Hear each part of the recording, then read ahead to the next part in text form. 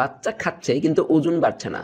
আজকে আমি বলবো এর 6টি মূল কারণ। দেখুন তো আপনার বাচ্চার সঙ্গে মিলে যায় কিনা। নাম্বার 1, বাচ্চা যা খাচ্ছে তার চেয়ে বেশি ক্যালোরি খরচ করছে। বাচ্চা যদি খায় 1200 ক্যালোরি কিন্তু খেলাধুলা করে 1300 ক্যালোরি খরচ করে ফেলে, তাহলে শরীরে অতিরিক্ত কিছু জমে না, তাই ওজনও বাড়ে না। নাম্বার 2, খাবারের গুণগত মান ঠিক না থাকা। বাচ্চা যদি শুধু কার্বোহাইড্রেট জাতীয় খাবার বেশি খায়, প্রোটিন জাতীয় খাবার না খায়, তাহলেও ওজন বাড়ে না।